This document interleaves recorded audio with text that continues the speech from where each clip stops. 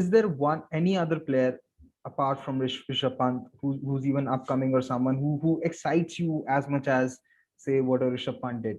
And if there's a player that excites you, and this is a question by one of the people who had asked on Twitter, that what is it that you look for, especially in an upcoming batter? What it is that you particularly look for, and then how do you judge it?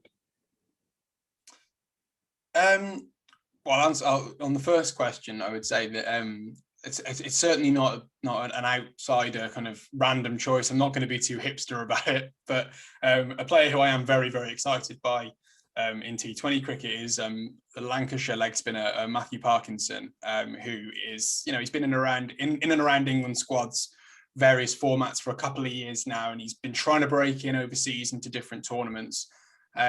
But he is a very, very unique bowler.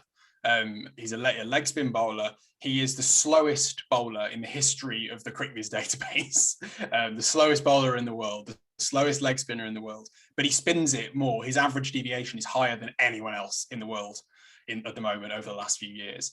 He gets more drift than anyone in the world over the last few years. So he's this extreme case of what a bowler can be. We look at kind of guys like Rashid Khan who kind of dart it through and, 100 kilometers per hour, and they're, not really turning the ball. They're maybe taking it, half a foot each way, but it's not a lot. Whereas Parkinson is ragging it, absolutely ragging it, floating it up on a ground at Old Trafford where, it's amenable to spin and there's big square boundaries and big, it's a big playing area. So he has the opportunity to kind of, exploit that for his own ends. But, plenty of spinners go there and struggle, and he's really dominated. England, it's partly just through my own fascination with leg spin. I'm absolutely obsessed with it.